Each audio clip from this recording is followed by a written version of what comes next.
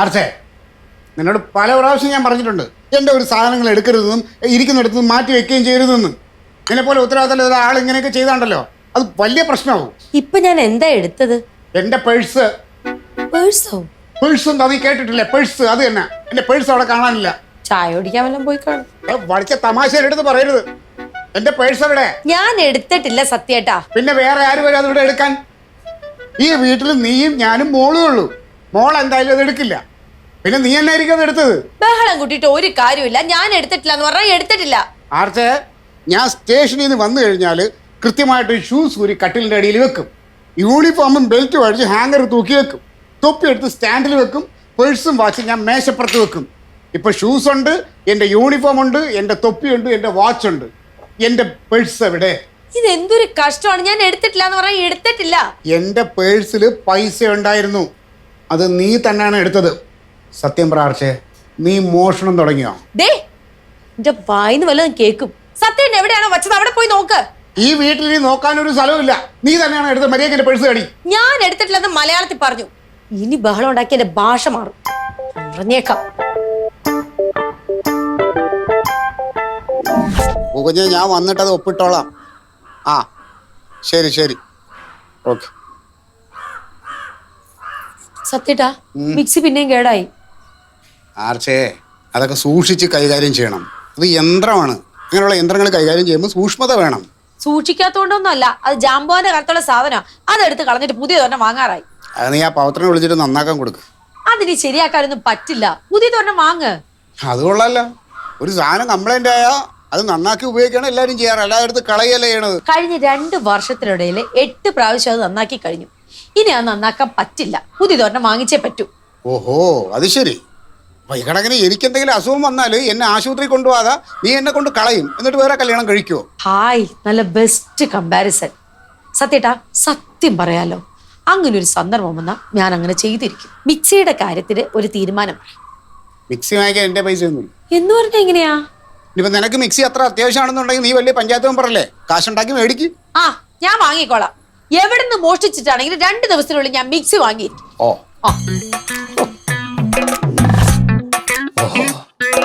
അവള് പറഞ്ഞതുപോലെ നീ ചെയ്തു കളഞ്ഞില്ല.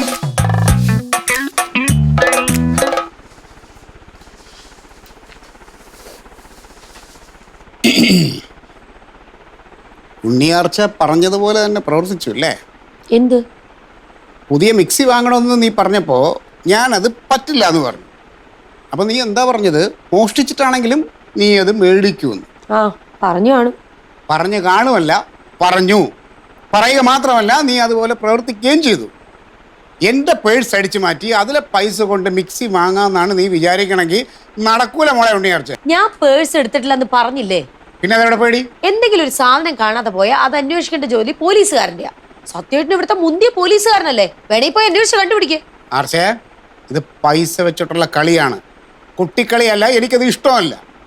സത്യേട്ട ഒന്ന് ശല്യം ചെയ്യാതെ പോകുന്നുണ്ടോ? ആ, പവിത്രനാ. ഇന്നലെ അവൻ വന്നപ്പോ നിങ്ങൾ കുളിമുറി കയറി ഒളിച്ചിരുന്നു. കുറെ നേരം ഇവിടെ കാത്തിരുന്നിട്ട് അവൻ പോയത്. ഇന്ന് നിങ്ങൾ പോകുന്നതിന് മുമ്പ് വന്നതാ. അവൻ എന്തോ കുഴപ്പം പിടിച്ച കേസിന് ശുപാർശയായിട്ട് വന്നേക്കണ. ശുപാർശ ചെയ്യാൻ എനിക്ക് സൗകര്യമില്ല. ഇല്ലെങ്കിൽ വേണ്ടെന്നേ, നിങ്ങളായി നിങ്ങളുടെ പാടായി.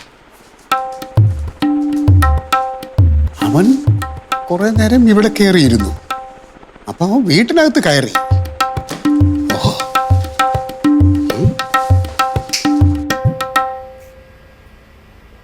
ആർച്ചേ, പവിത്രൻ ഇന്നലെ എത്ര മണിക്ക് ഇവിടെ വന്നത്?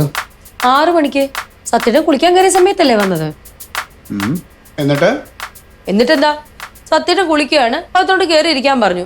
എന്നിട്ട് ഞാൻ സത്യേട്ടൻ്റെ അടുത്ത് വന്നു പറഞ്ഞു പവിത്ര വന്നിരിക്കുന്നു എന്ന് പറഞ്ഞു. അപ്പോൾ സത്യേട്ടൻ എന്നോട് പറഞ്ഞു അവരേതോ ശുപാർശയായിട്ട് വന്നതാണ്, ഇന്ന് സംസാരിച്ചാൽ ശരിയാവില്ല, നാളെ വരാൻ പറയാം. പിന്നെ ഞാൻ അവൻ്റെ അടുത്ത് വന്നിട്ട് പറഞ്ഞു സത്യേട്ടൻ ഇറങ്ങാൻ വൈകും, അതുകൊണ്ട് നാളെ വരാൻ പറഞ്ഞു. അപ്പോ പവിത്രൻ വീട്ടിനകത്ത് കയറി ഇരുന്നു അല്ലേ? ഇരുന്നു. ഞാൻ പറഞ്ഞിട്ടായിരുന്നത്. എന്നിട്ട് ആർച്ച എന്നെ വിളിക്കാനായിട്ട് അവിടെ വന്നു. അപ്പോ പവിത്രൻ ഇവിടെ ഒറ്റയ്ക്ക് ആയിരിക്കുമല്ലോ. ആയിരിക്കുമല്ല, ആണ്. നീ തിരിച്ചു വന്നപ്പോ പവിത്രൻ അവിടെ തന്നെ ഉണ്ടായിരുന്നോ? ഉണ്ടായിരുന്നു. അപ്പോ ആർച്ച എന്നെ വിളിക്കാനായിട്ട് റൂമിൽ വന്നപ്പോൾ പവിത്രൻ വേണമെങ്കിൽ റൂമിൽ കയറി പേഴ്സ് എടുക്കാം. ദേ ചുമ്മാ വേണ്ടാത്ര പറയരുത്. വല്ല മനുഷ്യനോട് ഇങ്ങനത്തെ വർത്തമാനം പറഞ്ഞ ഇവരും അറിയേ. ആർച്ചേ, ഞാനൊരു പോലീസുകാരനാണ്. ഇതിലും വലിയ കൊടികെട്ടിയ കേസുകൾ പിടിച്ചിട്ടുള്ള ആളാ ഞാൻ. പിന്നെയാണ് എനിക്കിത്. നിസ്സാര കാര്യമാണ് എനിക്കിത്. സാഹചര്യങ്ങളും തെളിവുകളുമെല്ലാം പവിത്രന് എതിരാണ്. പവിത്ര, നിന്നെ ഞാൻ പൂട്ടോടാ. സത്യട്ടാ, മുന്നും പിന്നും നോക്കാതെ ഓരോന്ന് വിളിച്ച് പറയല്ലേ. ആ പവിത്രൻ അങ്ങനെയൊന്നും ചെയ്യില്ല. അവൻ എത്ര നാളെ ഇവിടെ വരാൻ തുടങ്ങിയിട്ട്. വെറുതെ മനുഷ്യരോടുള്ള സ്നേഹം കളയല്ലേ. ആർച്ചേ, കുറ്റവാളികളുടെ മനഃശാസ്ത്രം എനിക്കറിയാവുന്ന പോലെ നിനക്കറിയില്ല. പുറമെ വാനിരിക്കാവുന്ന നടക്കുന്ന എല്ലാവരും ഇത്തരക്കാർ തന്നെയാണ്. ചേച്ചി ഗുഡ് മോർണിംഗ്. Good morning. നീ എന്താ വരാൻ വൈകുന്നേന്ന് ഓർത്തോണ്ടിരിക്കുകയായിരുന്നു. സാറിനെ കാണാൻ ആ പവിത്രൻ ചേട്ടൻ വെളിയിൽ നിൽക്കുന്നു. ഇനി അവൻ അധികം നിൽക്കേണ്ടി വരില്ല. നല്ല ഡ്രസ്. കൊള്ളാമോ? ഇന്നലെ വാങ്ങിച്ചതാ. ആ കൊറേ പണി കിടപ്പുണ്ട്, നീ തുടങ്ങിക്കോ. ഓ, സത്യന്റെ പവിത്രനെ കാണുന്നില്ലേ? ഉം. ഉം. നീ എന്തായാലും അങ്ങോട്ട് വരണ്ട. ഇത് എങ്ങനെ കൈകാര്യം ചെയ്യണമെന്ന് എനിക്കറിയാം. എന്ത് പറ്റിയതാ ചേച്ചി? തലയ്ക്ക് വെളിവില്ലാത്തവർക്ക് എന്ത് ചെയ്യാം, എന്തും പറയും. അതാ. ആ സാറേ നമസ്കാരം. നമസ്കാരം. ഞാൻ ഇന്നലെ വൈകിട്ട് ഇവിടെ വന്നായിരുന്നു. അപ്പോൾ സാറ് കുളിക്കുവാന്ന് പറഞ്ഞപ്പോൾ ഞാൻ പിന്നെ കുറച്ച് നേരം നോക്കി ഇരുന്നിട്ട് ഞാനങ്ങ് പോയി. നോക്കിയിരുന്നോ? എവിടെ ഇരുന്നു? ഇവിടെ ഇരുന്നു. എവിടെയെന്ന് വെച്ചാൽ എവിടെ ഇരുന്നു എന്ന്? ഇവിടെ എന്ന് പറഞ്ഞാൽ ആ സോഫയിലിരുന്നു. സോഫയിൽ മാത്രമേ ഇരുന്നുള്ളൂ? സോഫയിലല്ലേ ഇരിക്കാൻ പറ്റുള്ളൂ. പവിത്രൻ എന്തിനാ ഇന്നലെ വന്നത്? ആ സാറേ, ഞാൻ ആ രാജൻ്റെ കേസിനെ കുറിച്ചൊന്ന് സംസാരിക്കാൻ വേണ്ടി വന്ന. നമ്മുടെ നാരായണേട്ടനോട് സാറൊന്ന് ശുപാർശ ചെയ്യുമോ എന്ന് ചോദിക്കാൻ വേണ്ടി വന്ന. ഞാൻ പറയുന്നത് എന്നാ വെച്ചാൽ 2 ആഴ്ച സാവകാശം തരുവാണെങ്കിൽ പൈസ മുള്ളു തീർത്ത് കൊടുത്തേക്കാന്നാണ് പുള്ളി പറയുന്നത്. ഞാൻ ശുപാർശ ചെയ്യില്ല എന്നറിയില്ലേ? അല്ല ഇനിയിപ്പോൾ വേണ്ട, കൊടുക്കാനുള്ള പൈസ രാവിലെ തന്നെ ഞങ്ങൾ കൊടുത്തങ്ങ് തീർത്തു. ഓഹോ. ആകെ മൊത്തം 40,000 രൂപകളെ ഉണ്ടായിരുന്നുള്ളൂ കൊടുക്കാൻ. അതിനകത്ത് 30,000 രൂപ രായന് ഒപ്പിച്ച് ബാക്കി 10,000 രൂപ അത് ഞാനങ്ങ് കൊടുത്തു. പവിത്രൻ 10,000 രൂപ കൊടുത്തോ? എനിക്ക് കൊടുക്കാതിരിക്കാൻ പറ്റുമോ? എൻ്റെ സ്വന്തം അനിയനല്ലേ സാറേ. പവിത്രൻ എവിടുന്ന 10,000 രൂപ? അതൊക്കെ വലിയ കഥയാ സാറേ. വലിയ കഥയല്ല, 5 മിനിറ്റ് തീരുന്ന കഥ ഞാൻ പറയാം. പവിത്രൻ ഇന്നലെ എന്നെ അന്വേഷിച്ച് ഇവിടെ വരുന്നു. ആർച്ച പവിത്രനോട് അകത്തിരിക്കാൻ പറയുന്നു. പവിത്രൻ വന്ന വിവരം ആർച്ച എന്നെ അറിയിക്കാനായിട്ട് വരുന്നു. ആ സമയം കൊണ്ട് പവിത്രൻ എൻ്റെ മേശപ്പുറത്തിരുന്ന പേഴ്സും പൈസയും അടിച്ചു മാറ്റുന്നു, മുങ്ങുന്നു. ഇതല്ലേ സംഭവിച്ചത്? സാർ എന്നെ പറയുന്നത് എനിക്കൊന്നും മനസ്സിലാവുന്നില്ല അങ്ങോട്ട്. ഒന്നുമില്ല പവിത്ര, സത്യം എന്റെ പേഴ്സ് കാണുന്നില്ല. ആദ്യം എന്നെ സംശയിച്ചു. ഇന്നലെ പവിത്രൻ ഇവിടെ വന്നോണ്ട് പവിത്രനെ സംശയിക്കുന്നു. ഇതാ ഈ പോലീസുകാരുടെ കുഴപ്പം. പോലീസുകാരുടെ കുഴപ്പമല്ല, ഇത് പോലീസുകാരുടെ കഴിവാ. പവിത്ര, നീ ഓടളക്കി സോമനെന്ന് കേട്ടിട്ടുണ്ടോ? അതായത് വീടുകളിലെ ഓടളക്കി അതിവിദഗ്ധമായിട്ട് മോഷണം നടത്തുന്ന ഒരു പെരുങ്കള്ളൻ. ഞാൻ ഈ സ്റ്റേഷനിൽ ചാർജ് എടുക്കുന്നതിൻ്റെ അന്ന് അവൻ്റെ മോഷണം ഞാൻ കൈയോടെ പൊക്കി അവനെ അകത്തിട്ടു. അതറിഞ്ഞ DYSP സാർ എന്നെ പറ്റി പറഞ്ഞെന്താ അറിയാമോ? കേരള പോലീസിൽ ഇത്രയും സമർത്ഥനായ വേറൊരു പോലീസ് ഉദ്യോഗസ്ഥൻ ഇല്ലാന്ന്. എൻ്റെ പേഴ്സ് എവിടെ പവിത്ര? എൻ്റെ പേഴ്സ് എവിടെ? പവിത്ര, ഇത് വെറും സംശയം മാത്രമാണേ. അല്ല, എനിക്ക് ഉറപ്പുണ്ട്. പവിത്ര, സത്യം പറഞ്ഞോ, എൻ്റെ പേഴ്സ് എവിടെയെന്ന്. ഇനിയിപ്പോൾ ആ സത്യം ഞാൻ പറയാം. പറയ്. ഇനി പറയാതിരുന്നിട്ട് കാര്യമില്ലല്ലോ. പറയ്. സാറേ, ഈ രാജെന്ന് പറയുന്ന എൻ്റെ അനിയനാ. നാരായണേട്ടന് കൊടുക്കാനുള്ള പൈസ അവൻ്റെ കൊടുക്കാതെ വന്നാൽ അവൻ അകത്തു പോകുന്നുള്ള കാര്യം എനിക്ക് 100% ഉറപ്പായിരുന്നു. പിന്നെ അവനെ എങ്ങനെയും സഹായിക്കുക എന്നുള്ളത് എൻ്റെ കടമയാണല്ലോ. ഞാൻ ഈ രാജനോട് ചോദിച്ചപ്പോൾ അവൻ പറഞ്ഞ അവൻ്റെ കയ്യിൽ 30,000 രൂപ ഉണ്ടെന്ന് പറഞ്ഞു. പിന്നെ പോട്ട് 10,000 രൂപ. ആ 10,000 രൂപയ്ക്ക് എന്തെങ്കിലും സാവകാശം കിട്ടുമോ എന്ന് അറിയാൻ വേണ്ടിയിട്ടാണ് ഞാൻ സാറിൻ്റെ അടുത്തോട്ട് വന്നത്. അന്നേരം ആ മെമ്പർ പറഞ്ഞ സാറ് കുളിക്കുവന്ന്. ആ സമയം നോക്കി എൻ്റെ മേശപ്പുറത്തിരുന്ന പേഴ്സും പൈസയും നീ അടിച്ചുകൊണ്ട് പോയി അല്ലേ? സാർ തന്നെ പറയുന്നത്. ഞാൻ ആദ്യം പറയുന്നത് മുഴുവൻ സാറൊന്ന് കേൾക്ക്. ഞാൻ അങ്ങനെ ചോദിച്ചപ്പോഴത്തേക്ക് മെമ്പർ പറഞ്ഞു പുള്ളി കുളിക്കുക, നീ പോയിട്ട് രാവിലെ ഇത്രാന്ന് പറഞ്ഞു വിട്ടു. പിന്നെ ഞാൻ നേരെ ഞങ്ങളുടെ അമ്മയുടെ അടുത്ത് എന്ന് കാര്യം പറഞ്ഞു കഴിഞ്ഞപ്പോൾ അമ്മ എന്നെ അടുത്ത് അവിടുത്തെ പെട്ടി തുറന്ന് അമ്മയുടെ കെട്ടുതാലി എടുത്ത് തന്നിട്ട് അപ്പുറത്തെ ഭാസ്കരൻ മുതലാളിയുടെ ഒക്കെ വീട്ടിൽ ചെന്ന് പണയം വെച്ചിട്ട് 10,000 രൂപ എൻ്റെ കൊണ്ടുവന്നു. ഈ 10,000 രൂപ ഞാൻ നേരെ രാജന് കൊണ്ട് കൊടുക്കുകയും ചെയ്തു. സ്വന്തം അമ്മയുടെ കെട്ടുതാലി പണയം വെച്ച് ഞാൻ ഉണ്ടാക്കിയ കാശ് സാറിൻ്റെ പേഴ്സിൽ നിന്ന് ഞാൻ അടിച്ചു മാറ്റിയതാണെന്നാണ് സാറ് പറയുന്നത്. പെണ്ണുങ്ങളുടെ മുന്നിൽ വെച്ച് പച്ച തെറി വിളിക്കുന്നത് എൻ്റെ സംസ്കാരത്തിന് ചേരുന്നതല്ല. സത്യം പറ, സാറ് ശരിക്കും പോലീസുകാരനാണ്.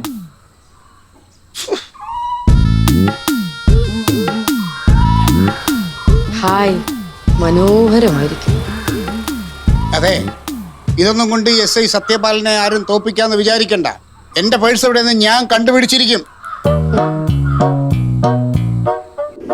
നല്ല ഡ്രസ്സ്. കൊള്ളാവോ? ഇന്നലെ വാങ്ങിച്ചതാ. ആ ചാരുലത ഇന്നലെ എത്ര മണിക്കാണ് ഇവിടുന്ന് പോയത്? ഇനി ഓരോന്ന് പറഞ്ഞ് അവളുടെ ബക്കറ്റ് കയറാൻ ചെല്ലല്ലേ. ആർച്ചേ, നീ ഇവിടെ തന്നെ നിന്നോളണം. ഞാൻ വിളിക്കാതെ നീ അങ്ങോട്ട് വരരുത്. പറഞ്ഞു മനസ്സിലായല്ലോ?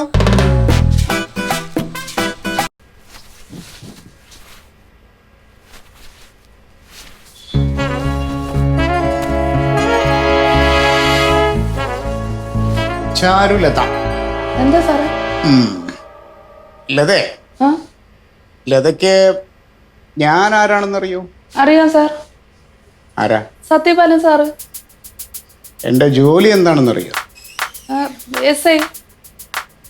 SIയുടെ ജോലി എന്താണെന്ന് അറിയാമോ എന്നാണ് ഞാൻ ചോദിച്ചത്. അത് കുറ്റം ചെയ്യുന്നവരെ കണ്ടുപിടിക്കുന്നത്. അപ്പം അറിയാം.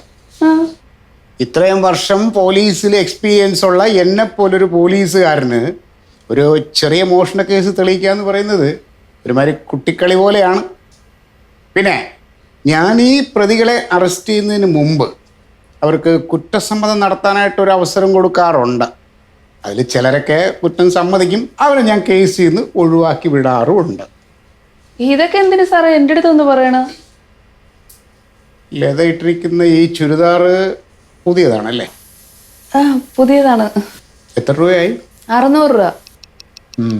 ഇതെന്നാ വാങ്ങിയത്? ഇത് ഇന്നലെ വൈകിട്ട് ഇവിടെ ജോലി കഴിഞ്ഞ് ഇറങ്ങിയപ്പം പോണ വഴിക്ക് വാങ്ങിച്ചതാണ്. ഇത് വാങ്ങാനുള്ള കാശ് എവിടെ നിന്ന് കിട്ടിയില്ല? അതൊക്കെ എൻ്റെ കയ്യിലുണ്ടായിരുന്നു സാർ. അതെങ്ങനെ കിട്ടി എന്നാണ് ഞാൻ ചോദിച്ചത്. സാറേ ഞാൻ ജോലി ചെയ്യില്ലേ, അപ്പൊ എൻ്റെ കയ്യിൽ പൈസ കാണുമല്ലോ. കള്ളം പറയരുത്. സത്യമാണ് സാർ. ഇന്നലെ വൈകുന്നേരം 6 മണിക്ക് ഞാൻ കുളിക്കാൻ കയറുന്നു. ആ സമയം പവിത്രൻ ഈ വീട്ടിൽ വരുന്നു. പവിത്രനും ആർച്ചയും അവിടെ സംസാരിച്ചുകൊണ്ടിരിക്കുന്നു. ആ സമയത്ത് തന്നെ ആരും ശ്രദ്ധിക്കില്ല എന്ന് മനസ്സിലാക്കിയ ലത എൻ്റെ റൂമിൽ കയറുന്നു. എൻ്റെ പേഴ്സും പൈസയും അടിച്ചു മാറ്റുന്നു. സാറിന് എന്തോന്നൊക്കെയാ പറയണേ? കള്ളം പറയരുത്, സത്യം പറഞ്ഞോണം. ഞാൻ ഇവിടെ വന്നത് 5:30-നാണ്. അപ്പോൾ ലത ഇവിടെ ഉണ്ട്. ലത ഇവിടുന്ന് ജോലി കഴിഞ്ഞ് പോകുന്നത് 6:30-നാണ്. അതിനിടയിലാണ് എൻ്റെ പേഴ്സ് കാണാതെ പോകുന്നത്. കുറ്റകൃത്യം നടന്ന സ്ഥലത്ത് കുറ്റകൃത്യം നടന്ന സമയത്ത് ഉള്ള ആളാണ് കുറ്റവാളി. സത്യം പറ, എൻ്റെ പേഴ്സ് എവിടെ? ഞാൻ എടുത്തിട്ടില്ല. കള്ളം പറയരുത്. ഇപ്പം ഞാൻ മര്യാദയുടെ ഭാഷയിലാണ് ചോദിക്കുന്നത്. സത്യം പറഞ്ഞില്ലെങ്കിൽ പെങ്കൊച്ച നിന്റെ പൊക്കിയെടുത്ത് സ്റ്റേഷനകത്ത് കൊണ്ടിട്ട് ഇടിച്ചതിന്റെ ഷേപ്പ് മാറ്റി ഞാൻ. വാ സാറേ, വാ വന്ന് മാറ്റ്. എന്ത് ഷേപ്പ് മാറ്റി?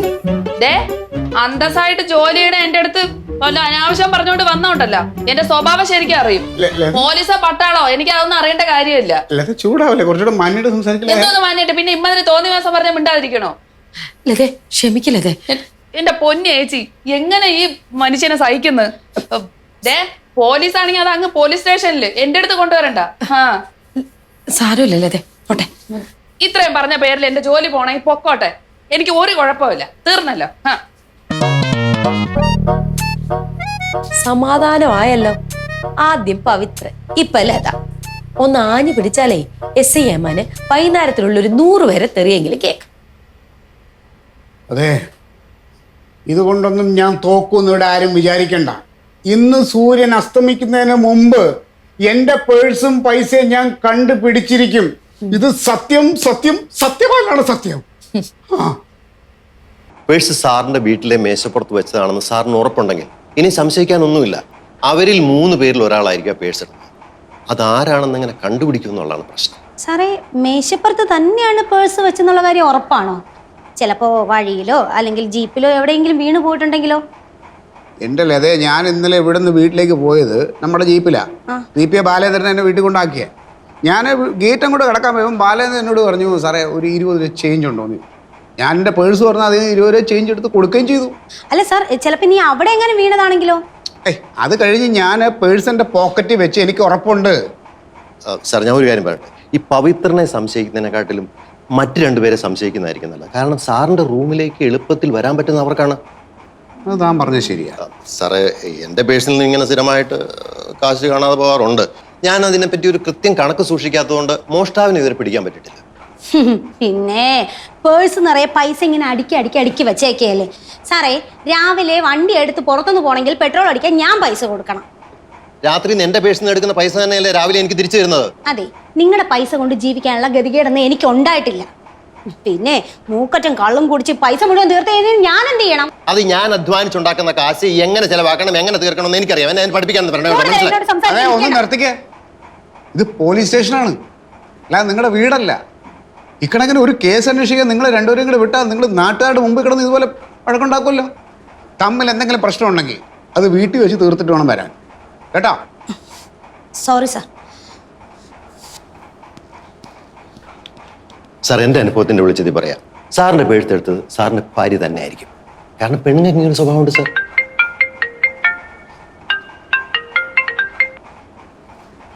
എന്താ അർച്ചേ? സത്യേട്ടൻ എപ്പോഴാ വരിക? ഞാൻ എന്നും വരുന്ന സമയത്ത് വരും. കുറച്ച് നേരത്തെ വരാമോ? ഒരു അത്യാവശ്യമുണ്ട്. എന്താ അത്യാവശ്യം? അത് ഫോണിൽ പറയാൻ പറ്റില്ല, നേരിട്ട് വന്നാലേ പറയാൻ പറ്റൂ. സൗകര്യം ഉണ്ടെങ്കിൽ വാ.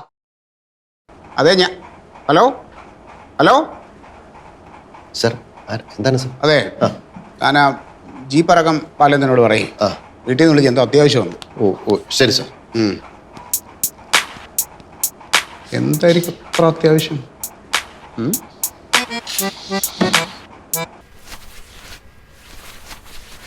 എന്താണ് അർച്ചേ, നീ എന്തോ അത്യാവശ്യം പ്രശ്നമുണ്ടെന്ന് പറഞ്ഞു? പ്രശ്നമുണ്ട്, അത് പറയാം. അതിനു മുമ്പ് എനിക്ക് കുറച്ച് സംശയങ്ങൾ തീർക്കാനുണ്ട്. സംശയം? എന്ത്? അല്ല, നിങ്ങൾ പോലീസുകാര് ഒരു കേസ് അന്വേഷിക്കുന്നത് എങ്ങനെയാ?